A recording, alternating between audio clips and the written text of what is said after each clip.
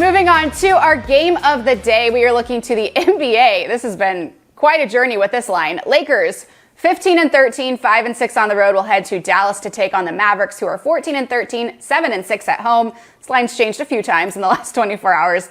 The Lakers right now are the 1.5-point favorite, but that could change with the total here of 214. Both teams are looking to pick up win number 3 in a row. Arky, how are you playing this one? Well, you're right. This game started out as this spread started out as the Mavericks a 2.5-point favorite. Yep. And then flipped to the Lakers favorite, back to the Mavs favorite, back to the Lakers, Mavs, and back to the Lakers again as we speak. And again, this thing could do it another half dozen times because who knows at this point with COVID-19 and what other protocol measures we may hear. What we do know is that Luka Doncic is going to be out of this game. Yes. And we know that Anthony Davis is questionable, but he hasn't played the last few games anyway.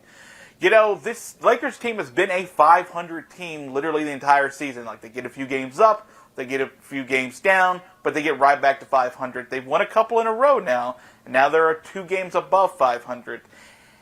Anthony Davis said a couple of games ago that they need to play like they're underdogs. Now, maybe they are playing a little bit like they're underdogs. LeBron's gone for 30-plus in each of his last 2 games, and he went for a triple-double a couple of nights ago. But they've also played the Thunder and the Magic in those games. So it's not exactly apples to apples. But again, the Lakers did have revenge in mind for the Thunder because for some reason the Thunder kept beating the Lakers. And outside of that, yes, I'm not quite sure what to think about this Lakers team.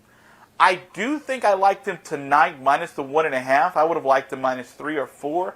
I think they're getting a little momentum their way, but they're an old team that relies on their defense for the most part. They're much better defensively than a lot of people give them credit for. Offensively, they can score, but defensively, when they put it on, they're actually a really good team. It's how they got back into the playoffs at the end of last year, and it's how they win the majority of the games this year. They're an older group that I think is sort of slow playing the beginning of the season because they've played so much ball in their career and in the last 2 calendar years.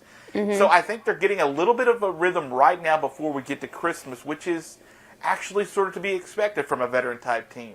So I lean with the Lakers tonight because mainly the big man Luka is out. Now, again, remember, wait unless you really love this number, you may want to wait a minute to get this. LeBron seems to be the only guy that gets COVID and gets rid of it within 24 hours.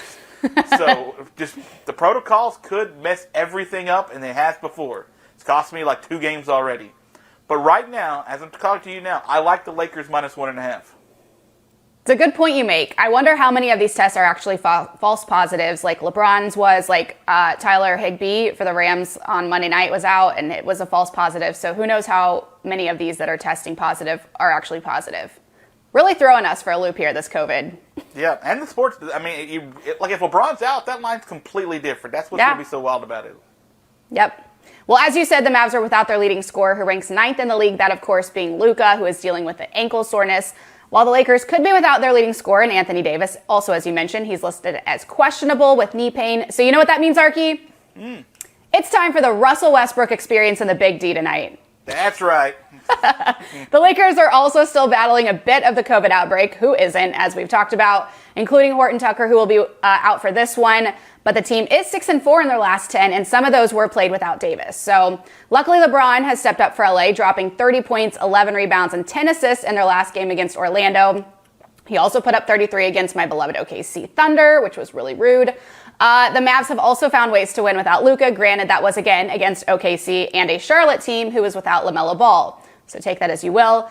Dallas, however, has lost 5 of their last 6 at home. With that said, they are 12-15 against the spread, while the Lakers are 11-17 against the spread on the season. As for this total, Dallas has hit the over in 9 of 27 games, and LA has done it in 15 of 28. I already know what I'm going to do here, and that is taking LA minus 1.5 right there with you. The majority of that pick is with my head, but also some of it is with my heart. So give me LA tonight at Dallas. Yeah, I'm with you. But I'm a little more cautious than usual. So I don't expect any max plays from me tonight.